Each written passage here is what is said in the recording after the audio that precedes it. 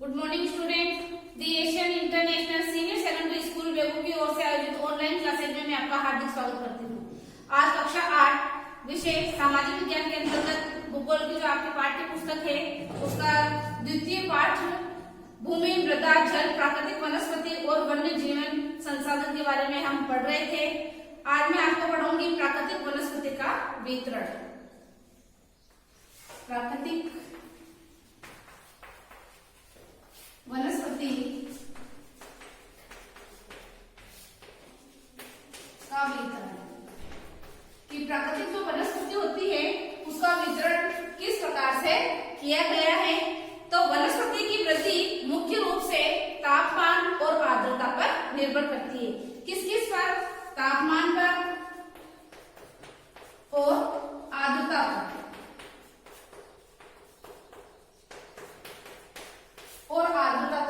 पर निर्भर करती है। विश्व की वनस्पति को मुख्य रूप से 4 वर्गों में रखा जा सकता है। कितने वर्गों में रखा जा सकता है? 4 वर्गों में रखा जा सकता है। जैसे पहला जो आएगा इसमें वन,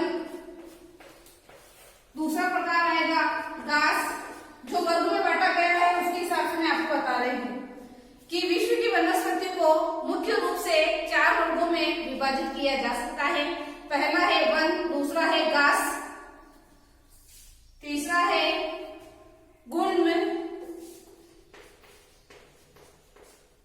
और चौथा जो वर्ग आ जाता है इसके अंतर्गत वह आ जाता है टुंड्रा। तो चारों को आप जरूर नोट करेंगे अपनी पाठ्यपुस्तक में। पाठ्यपुस्तक से देखकर, बोर्ड से देखकर आप अपनी नोटबुक में इसको नोट करेंगे कि विश्व की वनस्पति को मुख्य रूप से 4 वर्गों में विभाजित किया जा सकता है। पहला वर्ग इसमें आ जाता है वन, जिससे आप भली भांति परिचित है। दूसरा स्थान आ जाता है घास स्थल का, तीसरा है गुल्म और चौथा है टुंड्रा। भारी वर्षा वाले क्षेत्रों में विशाल वृक्ष जो होते हैं वह उगाते हैं। आप भी देखते होंगे कि बारिश के दिनों में जैसे बारिश आती है कोई सी भी मिट्टी हो वहां पर घास या गोब उग ही आती है। इस प्रकार वन प्रचुर जल आपूर्ति वाले क्षेत्रों में ही पाए जाते हैं। जहाँ पानी की आपूर्ति ज्यादा होती है वहां पर वनों का विकास बहुत ही जल्दी से हो जाता है। जैसे जैसे आर्द्रता कम होती है वैसे वैसे वृक्षों का जो आकार होता है वह कम होने लगता है और उनकी सघनता भी कम होने लगती है। सामान्य वर्षा वाले क्षेत्र जो होते हैं उनमें छोटे आकार वाले वृक्ष और घास उग जाती है। क्या होता है? सामान्य वर्षा वाला जो क्षेत्र होता है वहां पर छोटी छोटी घास उग आती है। कम वर्षा वाले शुष्क प्रदेशों में कंटीली झाड़ियां एवं गुल्म उगते हैं। इस प्रकार से विभिन्न जो क्षेत्र होते हैं उनमें पौधों की जड़ें जमीन के अंदर तक गहरी चली जाती है। वाष्पोत्सर्जन से होने वाली आर्द्रता की हानि को घटाने के लिए इन पेड़ों की पत्तियां कांटेदार और मोमी सतह वाली होती हैं। कांटेदार और मोमी सतह वाली यह जो कंटीली झाड़ियां होती है यह शीत ध्रुवीय प्रदेशों की टुंड्रा वनस्पति में मोस और लाइकेन सम्मिलित होती हैं।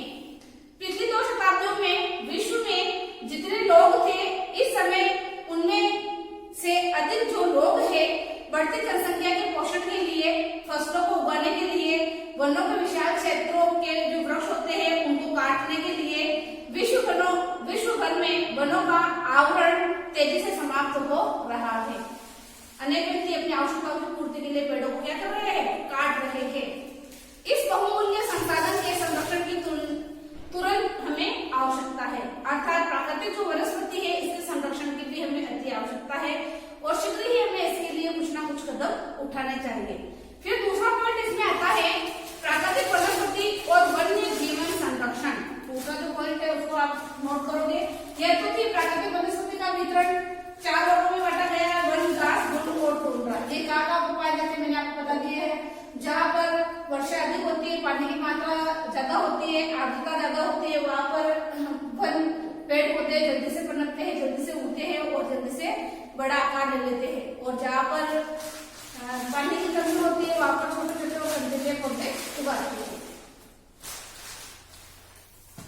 अगला जो पॉइंट है वह आप नोट करोगे इसके अंतर्गत प्राकृतिक वनस्पति। दूसरा पॉइंट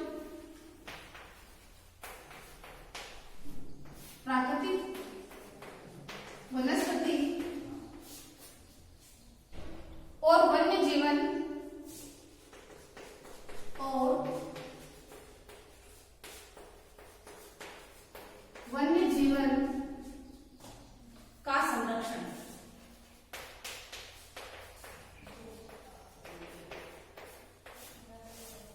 कि व्यक्ति जो है उसको प्राकृतिक वनस्पति और वन्य जीव जो होते हैं उनका संरक्षण करना बहुत ही जरूरी होता है। वन क्या है? वन हमारी संपदा है। महत्वपूर्ण बिंदु आप लिखोगे इसमें, वन हमारी संपदा है। इससे आप परिचित है। वृक्षों का हमारे जीवन में क्या महत्वपूर्ण स्थान है? विभिन्न प्रकार की औषधियां वनों से ही हमें प्राप्त हो रही हैं। तो वन हमारी संपदा है। पौधे जंतुओं को आश्रय प्रदान करते हैं। पेड़ पौधे जो होते हैं वह जीव जंतुओं को क्या करते हैं? आश्रय प्रदान करते हैं। इसमें वह कोटा बनाकर, मिल बनाकर, घोंसला बनाकर रहते हैं। और साथ ही पारितंत्र जो होता है उसको भी अनुरक्षित रखते हैं। कौन रखते हैं इसके अंतर्गत? पौधे। जलवायु में परिवर्तन और मानव हस्तक्षेप के कारण पौधों और जंतुओं के प्राकृतिक आवास नष्ट हो रहे हैं। पौधों और जीव जंतुओं के जो आवास है वह किसके कारण? मनुष्य के द्वारा क्या हो रहे हैं? नष्ट किए जा रहे हैं। बहुत सी जातियां असुरक्षित है अथवा संकटाग्रस्त है, अर्थात असुरक्षित भी है, साथ ही संकट से भी वह ग्रस्त है, क्योंकि उनके पास कोई सी आश्रय स्थली नहीं है। और कुछ लुप्त होने की कगार पर भी है। कुछ जीवों को हम देखते हैं कि उनकी जो प्रजातियां है वह क्या है? लुप्त होने की कगार पर आ गई हैं। अब आप देखोगे कि वनोन्मूलन, मृदावर्धन, निर्माण कार्य, दावानल और भूसंकलन में से कुछ मानव और प्राकृतिक कारक है। कुछ तो प्राकृतिक कारक है और कुछ कारण मानव द्वारा निर्मित है, जिसके कारण कि इनका जो आश्रय है वह भी उजड़ जाता है, जो मिलकर इन महत्वपूर्ण प्राकृतिक संसाधनों को लुप्त होने की प्रक्रिया को बढ़ावा दे रहे हैं। आज की मुख्य चिंताओं में से एक अनधिकार शिकार करने की संख्या का बढ़ना है, यानी कि जो जीव जंतु है उनका शिकार किया जा रहा है। इस शिकार पर अगर प्रतिबंध नहीं लगाया गया तो अनेक जो जातियां हैं वह विलुप्त हो जाएगी। जीवों की जो अनेक जातियां हैं वह क्या हो जाएगी? विलुप्त हो जाएगी, नष्ट हो जाएगी। सिर्फ हमारे सामने वह एक इतिहास बनकर रह जाएगा। जिनमें से कुछ खास जो प्रजातियां हैं उनकी संख्या में तेजी से कमी आई है। पशु खाल, चमड़ा, नाखून, दांत और पंखों के साथ साथ सींगों के एकत्रीकरण और गैर कानूनी व्यापार से जंतुओं का अनधिकार शिकार किया जा रहा है। अब जंतुओं का शिकार मांस के लिए तो किया जाता ही है, इसके अलावा उनकी जो चमड़ी होती है, जो खाल होती है पशुओं की, उससे भी बेल्ट, जूते, पर्स वगैरह अनेक सामान बनाए जाते हैं। तो इसके लिए क्या है कि उनका शिकार किया जा रहा है। उनके जो नाखून होते हैं उनके लिए, दांतों के लिए, जैसे कि हाथी को ले लिया जाए तो हाथी के दांतों से बहुमूल्य आभूषण बनाए जाते हैं। और साथ उनके पंख और सींग होते हैं, तो इनको प्राप्त करने के लिए और इनका व्यापार करने के लिए जीवों की क्या की जाती है? हत्या की जा रही है, जो कि क्या है? गैर कानूनी व्यापार है एक प्रकार से। इनमें से कुछ जंतु जैसे कि चीता, शेर, हाथी, ब्लैक बक, मगरमच्छ, दरियाई घोड़ा, हिम तेंदुआ, शतुरमुर्ग और मोर है। इनका क्या किया जाता है? शिकार किया जाता है। और इनके जो पंख वगैरह होते हैं, नाखून होते हैं, इनकी खाल जो होती है, इनका व्यापार किया जाता है बड़े पैमाने पर। और यह कार्य क्या है? छुपके से किया जा रहा है, तो यह है गैर कानूनी कार्य है। इनका संरक्षण जागरूकता बढ़ाकर किया जा सकता है। हमें जागरूकता बढ़ानी होगी ज्यादा से ज्यादा, और इनका जो शिकार है उस पर पूर्ण रूप से प्रतिबंध लगाना होगा, ताकि जीवों का जो शिकार है वह बंद हो सके और इनकी प्रजातियां विलुप्त होने से बच सके। राष्ट्रीय उद्यान, वन्य जीवन अभ्यारण्य, जैव मंडल हमारी प्राकृतिक वनस्पति और वन्य जीवन को सुरक्षित रखते हैं। संकरी घाटियां, झीलें और आर्द्रता भूमि का संरक्षण मूल्यवान संसाधन नष्ट होने से बचाने के लिए आवश्यक है। हमें क्या करना है इसके लिए? सबसे पहले तो जो इसका शिकार किया जाता है जीव जंतुओं का, उसको पूर्ण रूप से प्रतिबंध लगाना होगा। साथ ही झीलों और आर्द्रता भूमि जो होती है उसको हमें संरक्षण प्रदान करना होगा, और ज्यादा से ज्यादा जीव जंतुओं की हमें देखभाल करनी होगी, उनके लिए कुछ कदम उठाने होंगे। यदि प्रजातियों की सापेक्ष संख्या को भंग न किया जाए तो पर्यावरण में संतुलन बना रहता है। विश्व के अनेक भागों में मनुष्य ने अपने क्रियाकलापों से अनेक प्रजातियों के प्राकृतिक आवासों में उथल पुतल कर दी है। अपने लिए यानी स्वयं के मनोरंजन के लिए इनका आश्रय स्थल उजाड़ दिया जाता है, जिससे कि इनके जीवन में क्या हो जाता है, उथल पुथल मच जाती है। अनेक पक्षियों और जीव जंतुओं के अंधाधुंध शिकार के कारण या तो वो विलुप्त हो गए हैं या फिर विलुप्त होने के कगार पर स्थित है। प्रादेशिक और सामुदायिक स्तर पर जागरूकता कार्यक्रमों, अब जागरूकता कार्यक्रम जैसे कि सामाजिक वानिकी जागरूकता कार्यक्रम कौन कौन से आप जरूर लिख लीजिए। इसमें प्राकृतिक वनस्पति और वन्य जीवन संरक्षण के लिए जागरूकता कानून सरकार की तरफ से चलाए जा रहे हैं। उनमें आप लिखोगे जैसे सामाजिक वानिकी पहला जगह है, सामाजिक वानिकी। इसमें आगे दूसरा पॉइंट आप लिखोगे वह आ जाता है इसके अंतर्गत वन महोत्सव को प्रोत्साहन करना, वन महोत्सव को प्रोत्साहन प्रदान करना।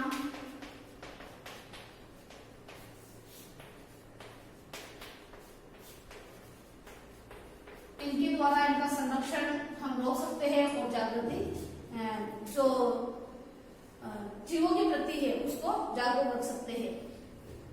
स्कूल के बच्चों को पक्षी देखने प्राकृतिक कैंपों में जाने के लिए प्रोत्साहित करना चाहिए। समय समय पर विद्यालय के द्वारा भी इन स्थानों पर टूर जरूर होना चाहिए ताकि इनको संरक्षण प्रदान किया जा सके और पशु पक्षियों के प्रति जन जागृति को फैलाया जा सके, ताकि वे विविध जातियों के निवास का अवलोकन कर सके। साथ ही जो जीव जंतु है उनसे बच्चे भली भांति परिचित होंगे और उन जातियों के निवास का अवलोकन भी वह कर सकेंगे और उनके बारे में ज्यादा से ज्यादा जानकारी अपने शिक्षक के द्वारा प्राप्त कर सकते हैं। बहुत से देश पक्षियों और पशुओं को मारने और उनके व्यापार के विरुद्ध है। अनेक देश तो इस काम के क्या है, विरुद्ध होते हैं। भारत में शेरों, चीतों, हिरणों, भारतीय सारंग और मोर को मारना अवैध है, अर्थात इस पर रोक लगाई गई है। अगर कोई इनका शिकार करता है तो उसके लिए सजा का प्रावधान भी सरकार के द्वारा बताया गया है। एक अंतर्राष्ट्रीय परिपाटी CITES की स्थापना की गई है सरकार के द्वारा, जिसमें प्राणियों और पक्षियों की अनेक जातियों की सूची तैयार की गई है। इस सूची में दिए गए सभी पक्षियों और प्राणियों के व्यापार करने पर पूर्ण रूप से प्रतिबंध लगाया गया है।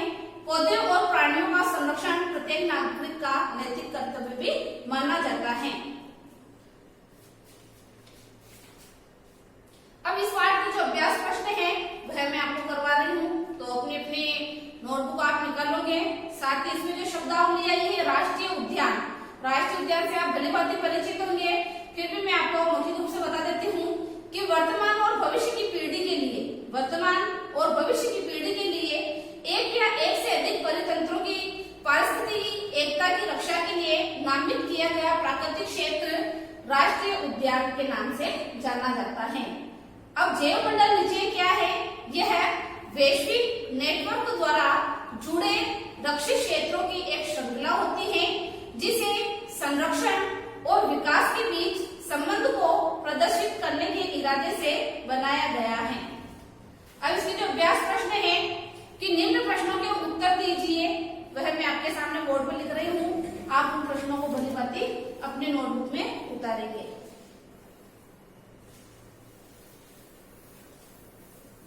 पहला जो प्रश्न है वह मैं आपके सामने लिख रही हूँ।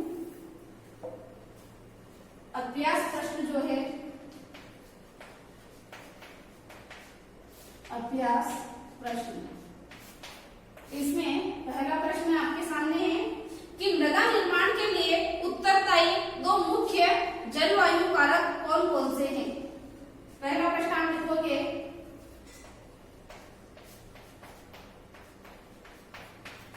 मृदा निर्माण के लिए उत्तरदायी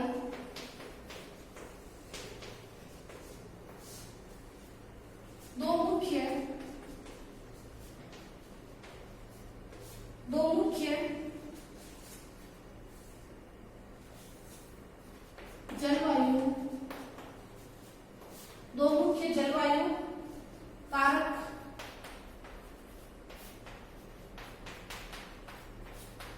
कौन से हैं। तो सिर्फ है तो ज्यादा, लेकिन इसमें जो दो मुख्य है उनके बारे में हमें लिखना है। तो आप इसमें लिखोगे उत्तर बराबर करके कि मृदा निर्माण के जो कारक है महत्वपूर्ण, उनमें आप लिखोगे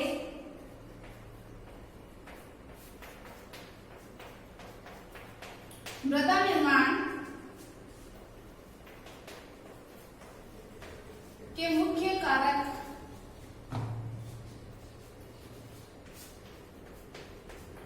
जनकशैल, जनकशैल का स्वरूप, जनकशैल का स्वरूप और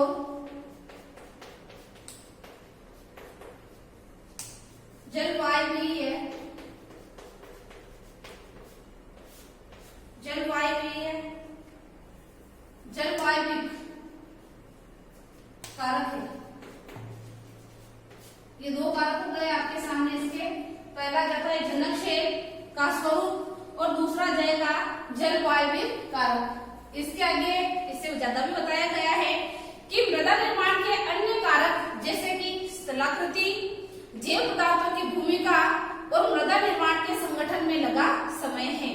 अलग अलग सालों में ये कारक अलग अलग रूप से कार्य में लिए जा सकते हैं, लेकिन आपको सिर्फ दो ही पूछे हैं तो मैंने दो आपके सामने लिख दिए हैं। सभी उतारेंगे इस प्रश्न को। दूसरा प्रश्न आपके सामने, कारक तो वैसे दो से ज्यादा है, लेकिन अपने को अगर एग्जाम में दो ही पूछे गए तो दो ही लिखने हैं। दूसरा प्रश्न आप लिखो क्या,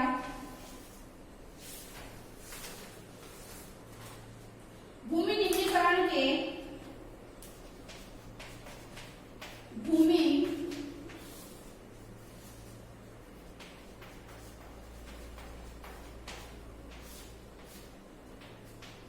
निम्नीकरण के कोई दो कारण लिखिए, कोई दो कारण लिखिए। उत्तर बराबर क्या लिखोगे,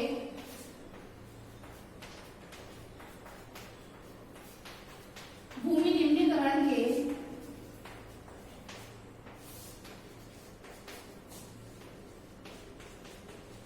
दो कारण निम्न प्रकार है।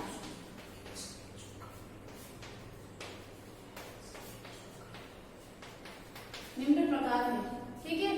अब इसमें आप पहला लिखोगे, इसमें दो कारण आ जाते हैं। पहला तो आ जाएगा मानवीय कारण और दूसरा आ जाएगा प्राकृतिक कारण। पहला आप इसमें लिखोगे मानवीय कारण,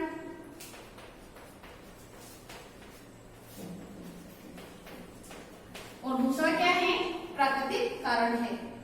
मानवीय कारण में आप लिखोगे पहला वनोन्मूलन,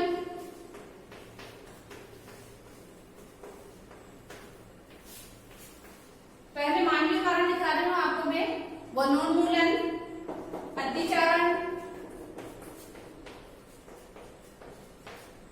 अतिचारण के आगे आप लिखोगे इसमें रासायनिक उर्वरकों, रासायनिक उर्वरकों और कीटनाशकों और कीटनाशकों का अत्यधिक, कीटनाशकों का अत्यधिक उपयोग। यह किसके अंतर्गत आ जाता है, मानवीय कारण के अंतर्गत आ जाता है। दूसरा है जो प्राकृतिक कारण, वह भी मैं लिख रही हूं, ये सभी ने नोट कर लिया होगा। अगला जो पॉइंट है वह आ जाएगा प्राकृतिक कारण में, और प्राकृतिक कारणों से किस प्रकार से हानि है वह भी आप लिखोगे। इसी के अंतर्गत दूसरा पॉइंट आ जाएगा प्राकृतिक कारण। प्राकृतिक कारण में आप लिखोगे वर्षा दोहन,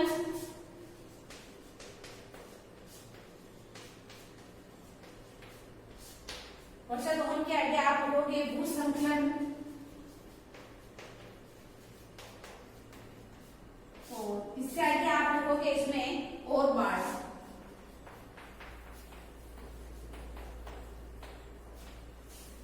यह क्या है? भूमि निम्नीकरण के कोई दो कारण, पहला जाता है मानवीय कारण, मनुष्य के द्वारा जो कारण उत्पन्न होते वह, और दूसरा जाता है प्राकृतिक कारण, प्रकृति के द्वारा प्रदत्त जो कारण है वह इसके अंतर्गत आ जाते हैं। वर्षा दोहन, वर्षा का हद से ज्यादा होना, भूसंकलन, मिट्टी का खिसकना, और बाढ़, ये तीनों ही कारण इसके अंतर्गत आ जाते हैं। अगला जो प्रश्न है वह है भूमि को महत्वपूर्ण संसाधन क्यों माना जाता है? तीसरा प्रश्न आप लिखोगे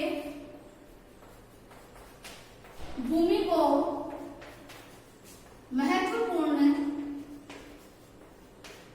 भूमि को महत्वपूर्ण संसाधन, भूमि को महत्वपूर्ण संसाधन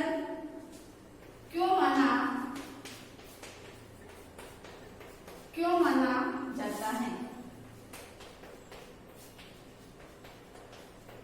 इसका उत्तर आप लिखेंगे भूमि एक महत्वपूर्ण संसाधन है। इसमें आप लिखोगे कि भूमि एक महत्वपूर्ण संसाधन है।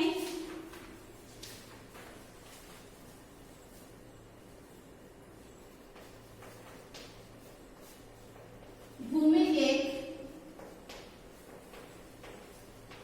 महत्वपूर्ण प्राकृतिक संसाधन है।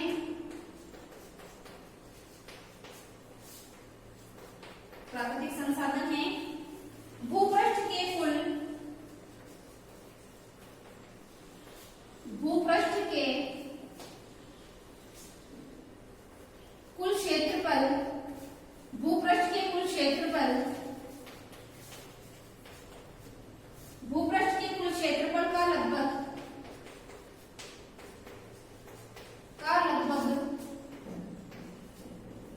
30% भाग, 30% भाग भूमि है। 30% भाग क्या है? भूमि है। इसके अलावा आप इसमें लिखोगे मुख्यतः भूमि और जलवायु के भिन्न भिन्न लक्षणों के कारण विश्व के विभिन्न भागों में जनसंख्या असमान रूप से पाई जाती है। अब भूमि की विशेषता इसके अंतर्गत लिख सकते हैं, तो उसमें हम लिखेंगे भूमि जो है वह उबड़ खाबड़ स्थलाकृति, ये इसमें आप लिख लो, ऊपर लिखा देती हूँ आपको इधर।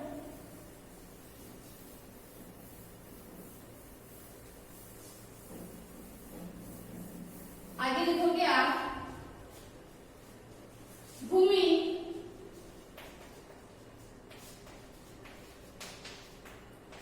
उबड़ खाबड़ स्थलाकृति, स्थलाकृति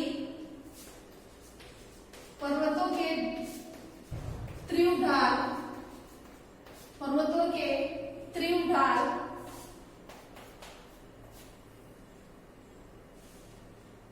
जलाक्रांत, जलाक्रांत,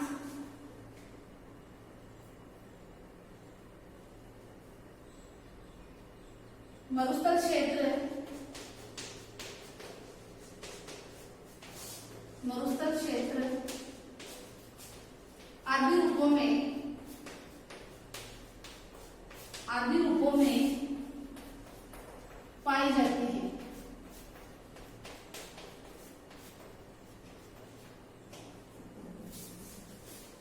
पर्वतों के त्रियुग ढाल, जलाक्रांत, मरुस्थल क्षेत्र, निर्जन वन आदि क्षेत्रों में, आदि रूपों में हमारे सामने पाई जाती है।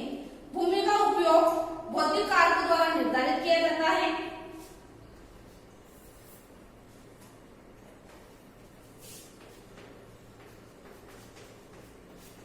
भूमि का उपयोग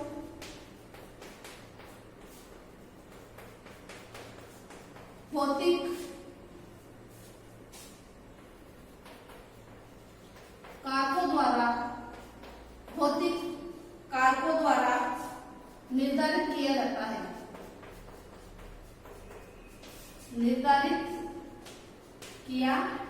जाता है। इसके अलावा भूमि का क्या क्या उपयोग है उसके बारे में हम लिख लेंगे कि भूमि जो है उसको मकान बनाने के लिए, खेतों के रूप में काम में लिया जाता है, सड़कें वगैरह इसके ऊपर बन रही है। साथ ही भूमि का अगर संरक्षण करना हो तो उसके लिए वन रोपण, भूमि उद्धार, रासायनिक कीटनाशकों का और उर्वरक जो होते हैं उनका नियमित सही तरीके से उपयोग करके हम भूमि को संरक्षित कर सकते हैं, अर्थात उसका संरक्षण किया जा सकता है। तो इसी प्रकार से हम लिख सकते हैं कि भूमि हमारे लिए महत्वपूर्ण है या भूमि प्राकृतिक जो संसाधन है उसमें महत्वपूर्ण स्थान रखती है। इसके आगे जो प्रश्न है वह मैं आपको कल की वीडियो में करूंगी। आज मैंने आपको जितना पढ़ाया है और अभ्यास प्रश्नों में जो 3 प्रश्न करवाए हैं यह आपने अपनी नोटबुक में कर लिए होंगे। आपको साथ के साथ इनको याद भी करना है। फिर भी अगर आपको किसी प्रश्न में कुछ दिक्कत आ रही हो या कोई समस्या लग रही हो तो आप नेक्स्ट वीडियो में मुझसे पूछ सकते हैं और उसमें पूछने से पहले आपको जो बोर्ड पर नंबर दिए हैं उस पर अपने सुझाव या अपनी जो समस्या है वह भेजनी होगी। तो मैं आशा करती हूँ कि आज के द्वारा दी गई वीडियो कक्षा 8 की सामाजिक ज्ञान के अंतर्गत भूगोल में जो दूसरा पार्ट है यह पूरा यहाँ पर आपके समाप्त होता है और इसके अभ्यास प्रश्न मैंने 3 करवा दिए। आगे के जो अभ्यास प्रश्न है मैं अगले वीडियो में करूंगी। धन्यवाद।